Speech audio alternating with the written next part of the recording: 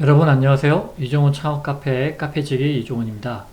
오늘 여러분한테 드릴 말씀은 이제 25년도 내년이 이제 곧 되겠죠. 그러면 이제 정부 지원금에 대해서도 이제 아마 발표가 날 거예요. 그러기 전에 우리가 미리 한번 전략을 좀 세워보는 시간을 좀 가졌으면 하는 생각으로 오늘 자료를 이렇게 좀 만들어 봤습니다. 오늘 언급되는 내용들은 24년도이거나 혹은 이제 소상공인 지원금 같은 경우는 23년도 기준으로 이제 말씀을 드리기 때문에 25년도하고 내용은 조금 뭐 어느 정도 차이가 날지는 모르겠지만 뭐 거의 대동소이하다고 보고 있기 때문에 여러분들한테 일단 그 기본을 말씀드리고 전략을 좀 짜서 말씀을 한번 드려보려고 합니다.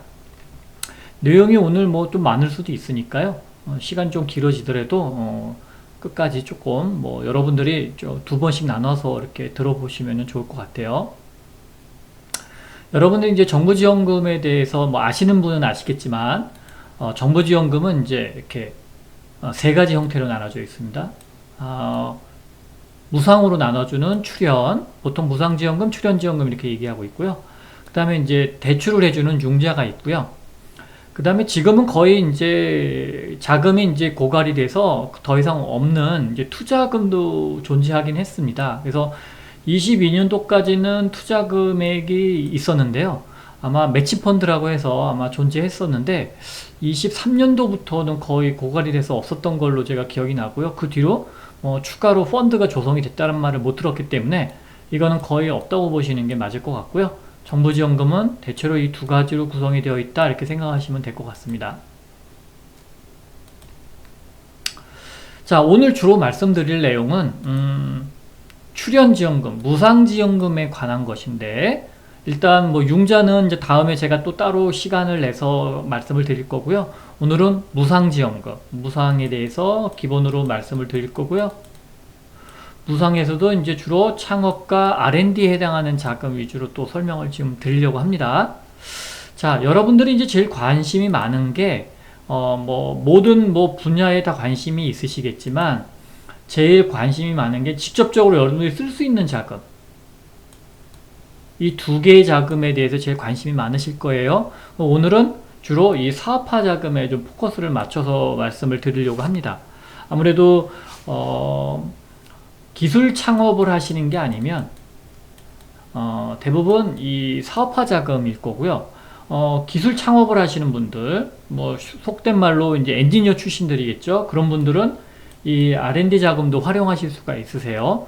그렇지만 제가 늘 만나는 창업자 중에 열의 일곱은 이 기술 창업자들이 아니기 때문에 R&D까지 접근하기는 좀 어려울 거예요.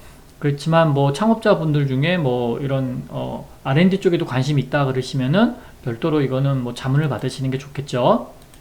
그래서 오늘은 사업화 자금을 위주로 말씀을 좀 드리려고 합니다.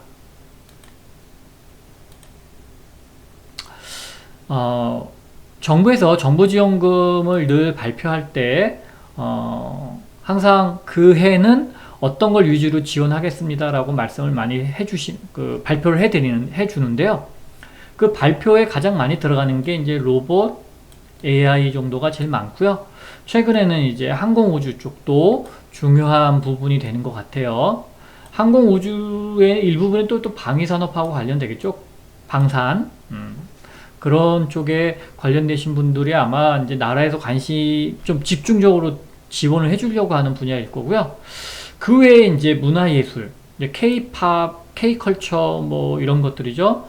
그 다음에 이제 우리나라에 관광 하시는 분들, 그 다음에 이제 K-푸드, 푸드 쪽도 뭐 여러분 잘 아시겠지만 한국 음식들, 특히 뭐 라면류 이런 것들, 불닭라면 이런 것 인기 많죠. 이제 이런 것들 좀 많이 지원하려고 하는 것 같고요.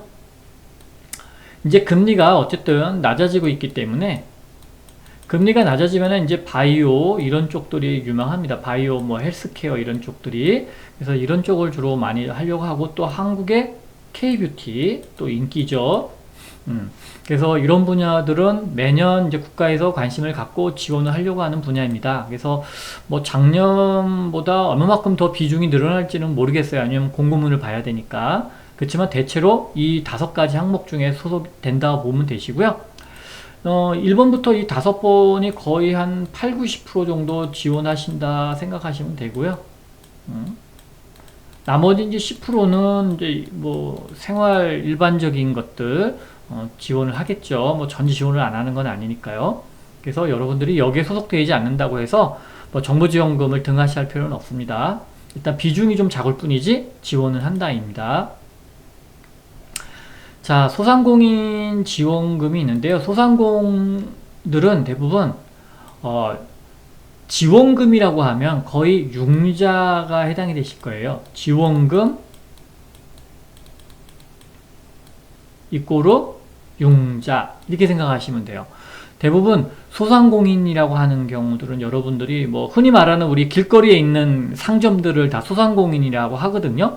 그래서 창업하시는 분들 중에도 뭐 소상공인에 관련되신 분들이 있어요. 예를 들면 뭐 세탁 관련된 비즈니스를 하신다든가 이런 분들은 소상공인에도 들어가기 때문에 뭐 창업을 했을 때 창업지원금과 소상공인의 지원금의 경계가 뭐 이렇게 뚜렷이 있는 건 아니세요. 그래서 양쪽이 다 해당이 되시는 분들도 있으니까. 다만 소상공인의 지원금이라면 거의 대부분이 융자금이다 라고 생각하시면 돼요. 그래서 이 중에 하나를 받으면 되는데 이거는 융자 때 말씀을 따로 드릴게요.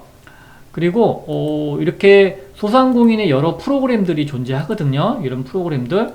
그럼 여러분들이 이 예산과 지원 규모를 보게 돼서 이렇게 나눠보면 뭐 크게 이렇게 뭐 14,000개씩 44,000개죠. 44,000개에 1,400억이면 나눠보면은 뭐 얼마 안 돼요. 한 250만원 정도 되나요? 250? 2,500 되나요? 제가 이제 암산이 안 돼가지고 어쨌든 뭐 큰 돈이 아닌 거죠. 제가 보기 250만원 정도 될 것 같은데 어쨌든 그 금액이 얼마 안 돼요. 아예 뭐 몇백만원 정도밖에는 안 되긴 거기 때문에 지원금이라고 하기에는 조금 아쉬운 그런 게 이제 소상공인 상황입니다. 그래서 뭐 50억 예산에 25,000명 지원 보통 이런 식이다 보니까 뭐 이렇게 크게 이렇게 와닿는 금액의 수준은 아니라 이렇게 생각해 주시는 게 좋아요. 그리고 여기도 보면 이제 이런 프로그램들이 있는데 예산은 뭐 좀 커 보이지만 지원하는 개수 자체가 남다르기 때문에 거의 뭐 얼마 안 되죠. 그래서 소상공인은 지원한다 그러면 소상공인의 지원은 융자다 이렇게 생각하시는 게 거의 맞을 것 같고요. 예외적인 프로그램이 있기는 해요. 지금 이제 말씀드리려고 하는 건데 요게 조금 예외적인 프로그램입니다. 그럼 이건 지원금을 얼마나 주냐? 지원금을 제가 알기로는 300에서 한 500 사이가 아마 지원금이 이 안에 있는 것 같아요. 대부분은 아마 뭐 컨설팅 받고 뭐 교육 받고 뭐 이런 것들로 비용이 나가기 때문에 실질적으로 지원금이라고 할 수 있는 수준은 300에서 500 정도 이렇게 밖에 안 되는 걸로 알고 있어요. 제가 뭐 이거를 디테일하게 컨설팅을 하거나 뭐 이렇게 심도 있게 공부를 한 게 아니라서 이 내용은 저도 이제 참여자들한테 이제 전달 들었던 것이기 때문에 금액은 몇백 안 준다 이렇게 얘기를 들었던 걸로 제가 기억이 납니다. 그래서 소상공인들은 대체로 지원금 그러면 융자 이렇게 생각하시는 게 좋습니다. 여기에도 이제 또 뭔가 이렇게 지원을 해주긴 하는데 얘 금액 대비 그렇게 개수가 이거는 한 3천만원 정도 얼추 될 것 같다는 생각이 드네요. 이런 거 3천만원 정도 그냥 대략 보기에 여러분들이 한번 나눠보시면 될 거예요. 그래서 크게 금액은 대비 이렇게 봤을 때 이렇게 크게 좀 여러분들이 와닿는 금액은 아니다 이렇게 생각을 해주시면 될 것 같아요. 얘도 마찬가지죠. 자, 이런 그 소상공인들은 소상공 지원 센터가 따로 있어요. 거기에 이제 접속을 하셔서 저 정보를 이제 1월이면 나오니까 그렇게 보시면 되고요. 창업지원금은 이제 여기에 모여 있죠. 창업지원금은 우리가 보통 K-스타트업이라고 보통 얘기하거나 한글로 이제 창업넷이 되겠죠. 창업넷. 여기서 이제 여러분들이 보시면 되는데, 이제 공고가 납니다. 이제, 2024년도 거가 지금 현재 홈페이지에 달려 있고요. 2025년도 거는 아직 없습니다. 그래서 2025년도는 뭐 곧 올라오겠죠. 자, 이제, 그래서 여러분들이 먼저 보실 게 뭐냐면, 제일 비중이 많이 큰 게 이제 사업화 자금입니다. 여러분들이 직접적으로 이제 쓸 수 있는 돈. 그렇다고 여러분들한테 현금을 주는 건 아니고요. 이렇게 대신 지출을 하게끔 해주지만, 그래도 내가 쓰고 싶은 데 쓸 수 있다는 면에서 이 자금이 이제 좋습니다. 그래서 제가 여러분들한테 도움될 만한 것들은 이제 빨간 박스로 이렇게 칠해 놨는데, 이 자료는, 제 이종훈의 창업 카페, 네이버 카페에 이 강의 자료가 올라와 있어요. 잠깐 지금 보여드리면,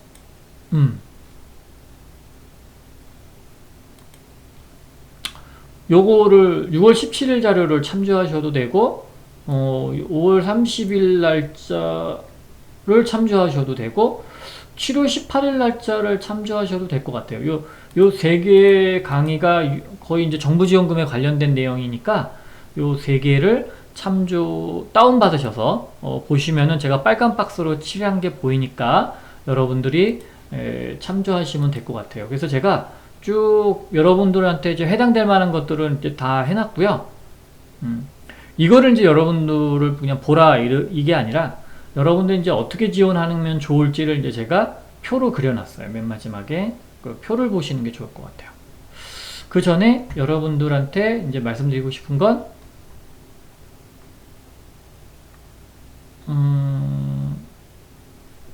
R&D는 이제 R&D 때 다시 말씀드릴 거고요. 사업화 자금은 제가 표로 정리했고, 요 멘토링이라고 하는 부분을 좀 말씀을 드리고 싶은데, 제가 지난 시간에도 크몽을 통해서 저한테 의뢰한 사람의 예를 들면서 여러분한테 말씀을 드렸는데, 기본적으로 창업자분들은 자기가 뭘 모르는지를 일단 몰라요. 제가 이렇게 상담을 하다 보면 자기가 뭘 모르는지 아는 사람은 100명 중에 한두 명에 불과해요. 나머지 99명이나 98명은 자기가 뭘 모르는지를 모르고 그냥 창업을 하시는 분들이 태반인 거예요. 그래서 여러분들이 나는 뭐가 필요해 라기보다는 일단 저희 같은 멘토나 컨설팅하는 전문가들한테 여러분을 그냥 건강검진을 받는다 생각하고 창업에 대한 전반을 좀 진단을 받으시는 게 좋지. 나는 뭐 이게 부족해요. 물론 그렇게 알고 계신 분들이 있어요. 본인들은 그게 부족하다고. 근데 그것뿐만 아니라 다른 것도 다 부족해. 대부분이 그래요. 대부분이. 그러니까 여러분들은 자문을 받을 때 가급적이면은 누가 무료로 받을 수 있다 그러면 일단 시간 내서 꼭 이 컨설팅을 받으세요. 제가 안타까워서 그런 거예요. 제가 안타까워서. 본인들은 많이 안다고 착각을 하는데 절대 본인들은 알고 있는 게 얼마 안 돼요. 한 3에서 10% 미만밖에 몰라요. 창업에 대해서. 그런데 많이 한다고 착각을 하고 이제 자문을 받다 보니까 자문의 기회, 비용 이런 것이 너무 아까운 거예요. 여러분들. 그래서 가급적이면 그냥 전반에 대해서 한번 다 타진하면서 전문가들이 주로 여러분한테 지적을 하거나 조금 보완을 하세요라고 하는 부분을 그 다음부터 집중적으로 받는 거죠. 건강검진을 전체적으로 한 다음에 뭐 어디가 나빠, 간이 안 좋아, 심장이 안 좋아, 뭐 허리가 안 좋아. 그 다음에 이제 부분별로 받는 거죠. 부분별로 이렇게 초반에는 전반적으로 받아라. 그래서 멘토링이나 이런 것들이 기회가 있으면 여러분 누가 여러분을 해줄지 모르겠지만 일단 건강검진하러 간다라고 생각을 하셔서 시간을 내서 꼭 받으세요. 정말 권해드립니다. 나중에 이거 돈 내고 하시려면 몇십만 원씩 내야 돼요, 여러분. 보통 한 건에 아무리 적어도 20만 원이고요. 보통 30만 원 정도 하거든요. 저희가 받는 비용들이 기관에서. 그럼 여러분들이 20만 원, 30만 원 내서 자문을 받는다고 생각해 보세요. 그거 쉽지 않습니다. 크몽에 10만 원짜리 올려도 다들 결제하기를 덜덜덜덜 하면서 결제도 못 해요. 근데 여러분이 30만 원짜리 한다? 그거 쉽지 않습니다. 그래서 어디서 무료로 받으실 수 있으면 멘토링, 컨설팅, 교육은 창업할 초기에는 반드시 좀 받으시라. 그리고 여러분한테 말씀드릴 거는 뭐 융자는 따로 말씀드릴 거니까 오늘 이제 주되게 여러분한테 말씀드리고 싶은 내용은 이겁니다. 여러분들 이제 아시는 분들도 계실 거예요. 그러나 모르신 분들을 위해서 제가 다시 한번 말씀드릴게요. 창업자들은 사업자 등록 전이 제일 유리합니다. 사업자를 내고 나면 뭘 보냐면 사업자 등록증을 냈다는 얘기는 매출을 낸다고 하는 거기 때문에 사업자 등록증이 필요한 거지, 내가 아직 매출을 못 내는데 사업자 등록증을 굳이 낼 필요도 없고 아직 안 나는 사람들이 보통 예비자인 거잖아요. 그래서 사업자 등록증을 내는 순간 여러분의 모든 평가는 매출로 이루어집니다. 그러니까 예비자일 때는 매출이 없잖아요. 사업자 등록증이 없으니까. 그래서 여러분을 평가할 때는 그냥 여러분이 가지고 있는 아이템과 여러분을 평가를 하는 거예요. 얼마만큼 창업 준비가 되어 있느냐. 그렇기 때문에 여러분들은 예비자일 때 정부지원금의 가지수를 제가 이렇게 빨간 박스를 이렇게 칠해놨는데 이 중에서 적어도 하나는 받고 시작을 하시는 게 좋아요. 사업자 등록증을 내고 나면 여기서부터 출발하시는 거죠. 여기서부터 이렇게 그러면 벌써 여기 없어지잖아요. 이거는 뭐 거꾸로 빼기 안 되니까 뒤로 갈 수는 없으니까. 그러면 초기 창업 패키지 제가 잠깐 첫 번째 유튜브 영상에서도 다시 시작할 때 첫 번째 영상에서도 말씀드렸다시피 초기 창업 패키지는 매출 위주로 평가합니다 라고 말씀드렸잖아요. 여러분 사업자 등록증 내는 순간 무조건 매출로 평가를 받으세요. 여러분이 하버드 대학을 나오던 서울대를 나오던 다 필요 없어요. 사업자 등록증을 내는 순간 여러분은 매출을 많이 내면 훌륭한 사장님, 매출 못 내면 무능한 사장님, 딱 그렇게 그냥 나는 것 뿐이에요. 심사위원들도 평가하기가 좋아요. 왜? 여러분의 아이템이 매출이 난다는 건 고객이 선택을 한 거고, 고객이 선택했다는 건 그만큼 필요로 하기 때문에 그 제품과 서비스를 선택한 거거든요. 그러니까 심사위원들은 매출을 보고 평가하는 게 너무나 합리적인 거죠. 근데 가장 어려운 게 뭐예요? 예비자일 때가 가장 어려운 거죠. 심사위원들이 제일 어려운 게 이거예요. 그럼 뭘 봐요? 창업자와 아이템을 보는 것밖에는 어쩔 수가 없어요. 그래서 예창패는 평가 때 다시 말씀드리겠지만 창업자나 창업팀 그리고 아이템이 제일 중요합니다. 그리고 사업자 등록증을 내시고 나서부터는 매출이 제일 중요하세요. 그래서 여러분들이 이 표를 잊지 마시고 요 순서대로 이렇게 받으시게끔 되어 있고, 만약에 여러분들이 청년사관학교를 먼저 받게 되면 초기 창업 패키지가 안 돼요. 얘를 그래서 2번까지 받을 수 있게는 해놨는데 2번 받으시는 분이 그렇게 많지는 않더라고요. 10% 미만인 것 같아요. 그래서 예창패를 받고 청창사를 받던가 초기 창업 패키지로 가던가 이렇게 하시는 게 좋아요. 그래서 예비자 때 창업중심대학이거나 뭐 예창패를 받으시거나 이렇게 해서 진행하시는 것을 권해드립니다. 자, 그리고 이 사업은 여러분이 자격이 유지되는 한, 만약에 여러분이 청창사 같은 경우는 3년 이내잖아요. 그럼 3년 이내 중에 내가 한번 사업자를 내던 예비자이던 한 번은 받을 수가 있어요. 최소 한 번 받고 그 다음부터는 청창사 같은 경우는 2번까지 받을 수 있기 때문에 이것만 빼놓고는 나머지는 다 한 번밖에 못 받으세요.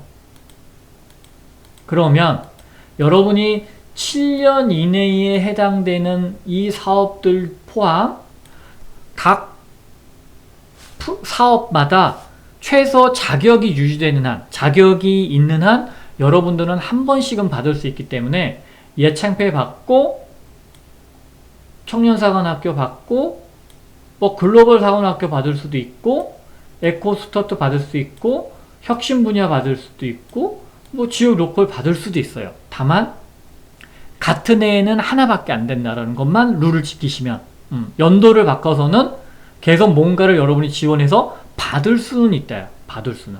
다만 뽑아주는 거는 이제 심사위원들이 판단을 하시겠지만 어쨌든 한 사업은 다 하나의 사업은 여러분들이 자격이 유지되는 한 지원해서 받을 수 있답니다.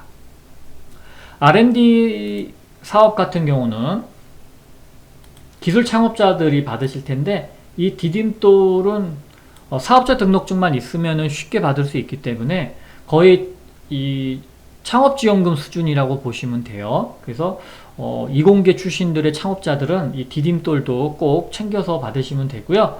이 R&D는요, 이 사업화 자금하고 중복이 됩니다. 그래서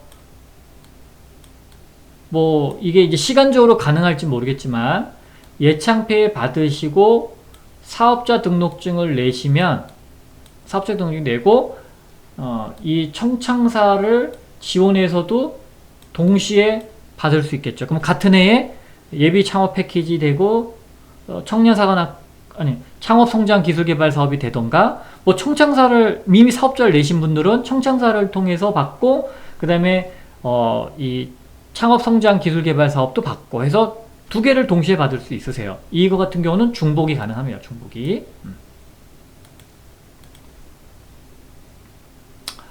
자, 그래서 제가 말씀드리는 내용을 이제 정리해보면 지원 자격이 유효하면 각 사업당 한 번씩의 선정 기회는 있어요. 그러니까 여러분들은 이 사업은 안 받았네 그러면 여러분들이 7년 이내에 3년 이내에 뭐 이런 자격만 유지가 되어 있다면 지원해서 받을 수 있습니다. 다만 예비 창업자일 때는 일단 먼저 예창패를 좀 받고 시작하시는 게 좋다 그런 뜻으로 말씀드렸고요.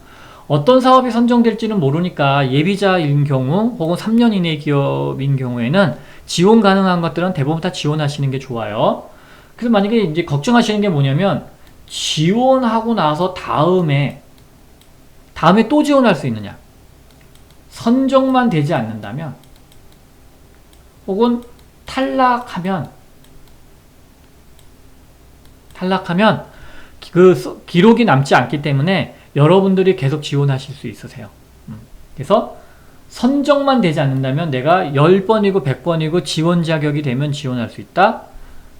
탈락하더라도 아무 문제가 없다. 선정만 됐을 때 그 사업은 이제 다시는 내가 지원해서 받을 수 없다. 그렇게 하시면 되고요.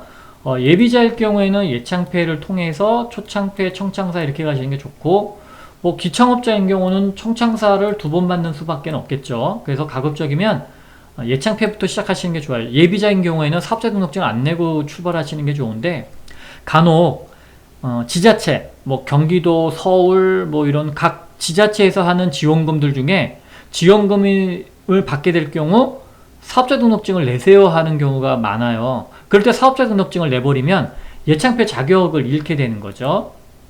근데 그 지원금이 뭐 한 몇천만 원이에요. 그러면 뭐 그럴 수는 있겠는데 몇백만 원 받고 이 자격을 잃어버리면 너무 억울하잖아요. 그래서 혹시 그런 경우를 제가 1년에 한 몇 분씩을 만나세요. 이거 몰라서 제가 사업자 등록증 냈어요. 이런 경우도 많고요. 뭐 어디 지원금을 줬을 때 500만 원 받기로 했기 때문에 사업자 등록증을 갖고 오래요. 그래서 그걸 사업자 등록증 내가지고 이 기회를 날려버리신 분들이 계세요. 덜어 나오더라고요, 매년. 그 다음에 여러분들 사업자 등록증을 내고 나서부터는 무조건 매출액이 중요합니다. 그리고 여러분들이 한번 지원금을 받으시잖아요. 예를 들어서 여러분들이 예창패를 받아서 창업을 했어요. 그 다음에 이제 초창패에 갈 때는 뭐가 중요하냐면 한번 지원 받았잖아요. 그럼 심사위원들은 반드시 그 결과물을 중요시 여겨요. 즉 예창패의 결과물이 뭐냐, 시제품 만들었는데요. 그게 아니라 고객의 반응이 어땠느냐, 매출이 났느냐 이런 것들을 많이 따집니다. 시제품 만드는 거에는 그건 관심 없어요. 서비스 구축했어요. 관심 없어요. 그 결과물은 매출이거나 혹은 고객의 반응 지표들이 뭐였는지를 제시할 때 기회부여가 될 수 있을지언정 만약에 기지원 받았는데 성과가 없어. 그러면 떨어뜨리는 경우가 많아요. 그래서 초창패는 매출. 근데 이제 예외적으로 청창사 같은 경우는 아이템 비중이 좀 높습니다. 그러니까는 사업자 능력증을 내신 분이 청창사 지원하는 경우가 있잖아요. 그런 경우에는 매출을 보는 경우는 초창패가일 경우고 청창사일 경우는 아이템 비중이 높기 때문에 매출이 조금 부족하더라도 없어도 뽑히는 경우가 많이 있어요. 그 다음에 이제 이공계 출신 창업자들은 R&D 사업도 받을 수 있으니까 꼭 챙겨서 뭐 중복으로 받을 수 있으면 좋잖아요. 왜냐면 어차피 사업계획서 쓴 거니까 그걸로 더 받으시면 좋겠죠. 자, 이제 저한테 이제 자문이 필요하신 분들은 크몽에 있다고 말씀드렸어요. 이거는 점검. 그 다음에 이제 실제적으로 뭐 사업계획서 자문이라든가 투자자문, 뭐 IR 자료, 뭐 이런 것들, 뭐 혹은 이제 뭐 제가 이제 빨간 펜으로 체크해주거나 뭐 수정 뭐 이런 것들을 도와주는 것들을 얘기하는 거죠.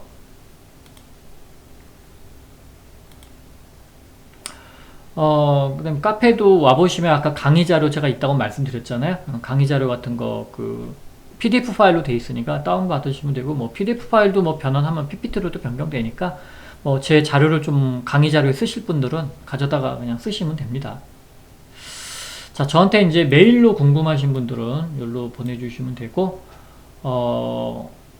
제가 문의 메일을 가지고서 영상 제작에도 참조할 수 있어요. 그때는 뭐 익명이나 아이템 변경 등 이제 보호 조치는 충분히 해드리지만, 그래도 이제 제가 활용을 한다라는 거 조금 그러니까 제가 뭐 여러분 아이템 뺏겨가지고 사업을 한다 이런 뜻이 아니라 이 영상 자료 만드는 거예요. 그러니까 그런 정도 활용한다라는 것만 알고 계시면 될 것 같습니다. 자, 오늘은 간단하게 정부지원금 중에서 출연자금에 대해서 말씀드렸고요. 다음에는 융자 혹은 이제 기회가 되면 이제 투자에 대해서도 계속 말씀드리겠습니다. 네, 긴 시간 감사합니다.